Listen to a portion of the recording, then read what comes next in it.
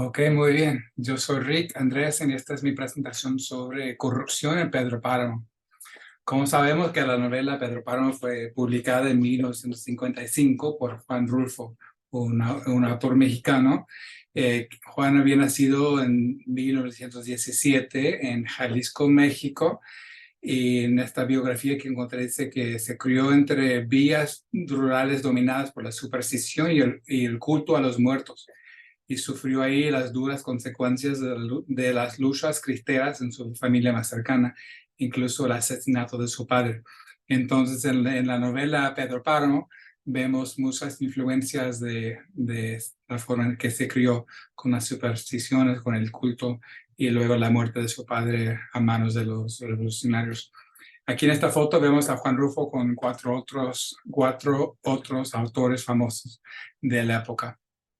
En cuanto a mi tesis para esta presentación, voy a hablar sobre la corrupción en la novela y sus efectos devastadores en las vidas del pueblo ficticio de Comala, en que Pedro Páramo emerge como una poderosa crítica a las dinámicas de poder y la decadencia moral en el siglo XX. Vamos a analizar evidencias y consecuencias de corrupción en la novela, establecer paralelos con la realidad actual de México en el siglo XXI. Entonces, antes de comenzar mucho, quiero decir que nada más estamos explorando el tema de corrupción en México porque la novela tomó lugar en México. Para nada estoy criticando el país, ni el gobierno, ni la gente de México. Yo viví en Puebla un semestre en la universidad y tengo mucho amor, respeto, no solo para el país, pero obviamente para los mexicanos. Yo sé que no son todos corruptos y si esta novela tuviera lugar en Estados Unidos, estaríamos hablando de corrupción en los Estados Unidos, en Francia. Cada país tiene sus problemas, así que no quiero que piensen que yo esté criticando ni México, ni gobierno, ni sus personas. Pero en cuanto a la corrupción que vemos evidentes en la novela, voy a hablar sobre tres ejemplos.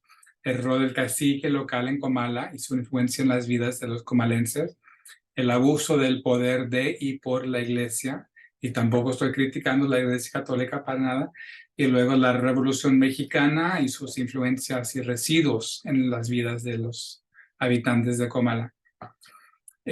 Para entender todos lo que es un cacique, el caciquismo, caciquismo refers to the exercise of political, economic, and social influence in a geographic area based on informal control and cooptation mechanisms. It's a widespread phenomenon in Latin American countries. In Mexico, caciquismo still refers to a person that exerts influence in public affairs in a geographic area. Yo antes de encontrar esta definición, yo pensaba que un cacique fuera un líder oficial, con un puesto de gobierno oficial, y no es así. El cacique, por lo general, es el dueño del pueblo, digamos, del terreno, y entonces todos los habitantes trabajan para él. Entonces no es un puesto oficial, como yo había pensado. Pedro Páramo, un cacique corrupto.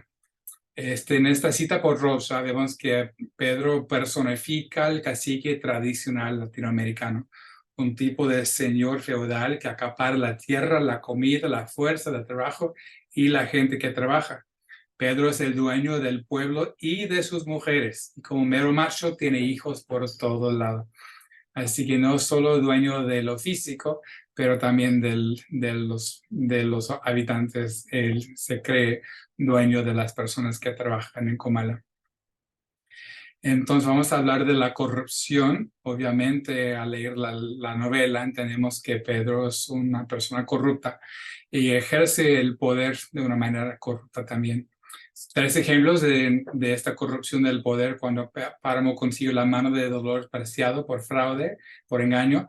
Recuerden que él está revisando sus deudas y la deuda principal que tiene la familia Páramo es con la familia Preciado. Entonces él le engaña a Dolores a casarse con él y luego perdonan la deuda porque ya se juntaron las familias. No se casaron por amor ni solo para quitarse la deuda por encima. Luego encubrió el asesinato del hermano del padre Rentería por parte del hijo de Pedro, Miguel. Y también leemos que pagó dinero a varias mujeres que habían quedado embarazadas por su hijo también.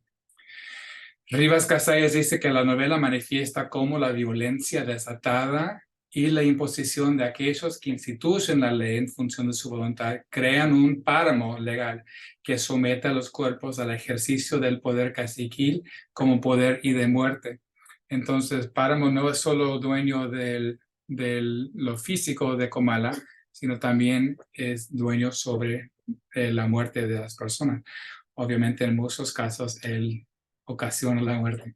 Entonces, como muestra, en la obra tenemos esta conversación entre Pedro Páramo y Fulgor, su mano derecha. Y dice, ¿cuál es ley es Fulgor? La ley de ahora en adelante vamos a hacerla nosotros. Entonces, él se convierte en la última palabra, en la ley misma de Comala. También ejerce su poder mediante la violencia y la fuerza. En esta cita por Policena dice que la violencia forma parte de su modus operandi. Páramo asesina a todo aquel que se oponga a él, tortura y mata a todos los hombres que vivían en Vilmayo para vengar el asesinato de su propio padre, abandona a sus hijos y mujeres, corrompe a su hijo Miguel, soborna al sacerdote y también a los revolucionarios que debieran oponer su régimen. Entonces aquí podemos empezar a ver los efectos, no solo la muerte de todos los fantasmas que vemos en Comala, pero también en cada aspecto de su vida. Él está afectando mediante la violencia y la fuerza, la tortura, los asesinatos. Luego vemos que él tiene un montón de hijos y ningún hijo tiene un padre, en verdad, que le enseñe y que le críe bien. En cuanto a la muerte de Bartolomé, que es el padre de Susana San Juan, quería compartir este close reading. Pedro Páramo dice, ¿sabías, Fulgor, que esa es la mujer más hermosa que se ha dado sobre la tierra? Llegué a creer que la había perdido para siempre, pero ahora no tengo ganas de volverla a perder. ¿Tú me entiendes, Fulgor? Dile a su padre que vaya a seguir explotando sus minas. Y allá me imagino que será fácil desaparecer lo viejo en aquellas regiones a donde nadie va nunca. ¿No lo crees? Fulgor, puede ser. Necesitamos que sea. Ella tiene que quedarse huérfana. Estamos obligados a amparar a alguien. ¿No crees tú? Fulgor dice, no lo veo difícil. Páramo dice, entonces andando, Fulgor, andando. Y si ella si ella lo llega a saber, ¿quién solo le pregunta Páramo? A ver, dime, aquí entre nosotros dos, ¿quién se lo dirá? Y Fulgor dice, estoy seguro que nadie. Entonces, para conseguir que Susana San Juan volviera con él, mandó la muerte de su padre. Está controlando su pueblo mediante la violencia y la fuerza, incluso la muerte. Luego vemos corrupción de parte de la iglesia. Y parte de la corrupción que vemos es porque el padre Rentería se deja controlar por, por Pedro Páramo. Yo no digo que tenga muchas opciones, pero él mismo permite que el cacique controle lo que él hace en la iglesia mediante dinero. Según Rosa, Rentería parece inoperante, sometido al poder del cacique y representa una iglesia que no entra ni deja entrar. Entonces el sacerdote ya no puede servir a su rebaño porque está en las manos, en el bolsillo de Pedro Páramo. En este ejemplo de texto vemos que Pedro paga dinero al padre Rentería para que perdone a su hijo. Dice que sobre el reclinatorio puso un puño de monedas de oro y se levantó y les dijo que eran limosnas, pero que él con este dinero compró el perdón de su hijo. Y el padre Rentería recogió las monedas una por una, se acercó al altar. Son tuyas, dijo hablando a Cristo. Son tuyas, Él puede comprar la salvación. Entonces, irónicamente, cuando vemos a Comala como purgatorio y vemos a todos los fantasmas que no pueden salir del purgatorio porque el sacerdote no ejerce su poder para librarlos del purgatorio y dejarlos entrar en el cielo, pero no vemos a Miguel, no vemos leemos de Miguel, nos cuentan de Miguel, pero no vemos el fantasma de Miguel en Comala porque su padre ya pudo comprar su salvación, librándolo del purgatorio. En otra cita de Rivas Casalles dice: la teología tradicional sobre la que se apoyó la expansión del catolicismo en el continente americano se autoexcluía de intromisiones en el orden político, o sea que no permitía que un gobierno ejerciera control sobre la iglesia. La afirmación de Rentería, sin embargo, asume que la estructura clientelar que sustenta el poder del cacique tiene su reflejo en el orden de la justicia divina, mediante el control que Páramo tiene en Rentería, que ahora Pedro Páramo es el que controla la justicia divina porque la pudo comprar. Los comalenses mueren también sin esperanza en este sentido. El sacerdote que debe haber dado esperanza a los congregantes de su iglesia no se lo pudo dar porque la esperanza había sido comprada por un hombre solo. Ahora veamos la revolución y sus efectos. En esta cita por Anderson dice que historians have debated extensively and heatedly whether the Mexican Civil War was a genuine peasant revolution as embodied in figures such as Pancho Villa and Zapata. Although the popular element in the revolution was strong, the emergent middle class and intellectuals held a great stake in political and economic development. Under their tutelage, the revolution created a new class of upstart politicians, cool military leaders who would control the government from an official political party and form an official political party and co-opt all interests with a state project that ironically fulfilled many dreams of the Porfiriato. As the capital accumulated in Mexico City after the revolution and centralized industry created a hub of investment and growth all over Mexico, real ghost towns like Comala began to emerge. Entonces vemos que el propósito de la revolución en muchos aspectos no se logró y dejó los pueblitos en el interior del país en ghost towns, tal como Comala. Unos ejemplos en el texto que los revolucionarios en la obra no saben por qué se rebelan y por qué luchan. En esta cita dice un revolucionario, Pedro Páramo, dice: ¿cómo usted ve? Nos hemos levantado en armas y pues eso todo le parece poco, pero ¿por qué lo han hecho? Y el revolucionario dice: pues porque ahora lo han hecho también, otros lo han hecho también. ¿No lo sabe usted? Aguárdenos tantito a que nos lleguen instrucciones y entonces le averiguaremos la causa. Por lo pronto ya estamos aquí, así que ni siquiera van a saber la causa por la cual están luchando la revolución hasta ya las instrucciones. No saben por qué están rebelando. Y luego cambian sus lealtades. De repente dice el cuate: ahora somos carrancistas, ¿verdad? O sea, van cambiando su lealtad. Luego necesitan dinero y aceptan sobornos. La amenazan atacar a los de Comala si Pedro no les paga, y él se acuerda en pagarlos, pero efectivamente les pagó mucho menos y convirtió a los revolucionarios en su propio ejército. Dice, aquí en esta ciudad le están pidiendo dinero, diciendo que si no les da dinero que van a robar al pueblo. Están hartos de comer carne. ¿Cuántos de nosotros? The official history of Mexico bypassed Comala. No land reform, no social justice, no socialist equality, just the powerful macho Pedro Páramo, with his obedient priest, the Padre Rentería, and the faithful henchman, Fulgor Sedano, and Pedro's ability to bribe and force the revolution to go elsewhere.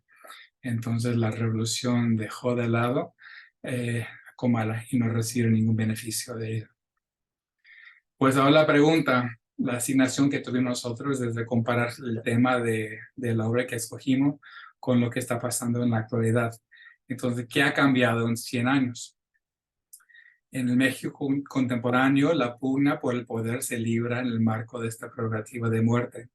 El horror, que puede tomar formas como el ascenso violento de Pedro Páramo al poder, o en su equivalente moderno, la escalada de violencia animada por la venta de armas del vecino del norte, Estados Unidos, y la militarización del conflicto induce a una parálisis análoga a la asfixia de Juan Preciado. Todavía los del pueblo mexicano están viviendo bajo manos corruptas y una forma de conflicto, una forma opresiva. Dijimos que habían los paralelos de corrupción que en Comala vimos: abuso de poder, desigualdad y pobreza y colusión entre poderes. Aunque la novela se sitúa en el año 20, que vemos que todavía hoy en día lamentablemente tenemos los mismos aspectos de corrupción. En la novela, Pedro Páramo ejerce un poder desmedido y utiliza su rol, su posición para explotar y controlar a los habitantes de Comala. Esto se refleja en la corrupción y el abuso que vemos hoy en día en México. Se encuentra en diferentes ámbitos de la sociedad y desde la política hasta también las esferas empresariales. En cuanto a la desigualdad y pobreza, vemos que en la novela se retrata estos aspectos en Comala, que los habitantes sufren las consecuencias de la corrupción y el abuso de poder de Páramo.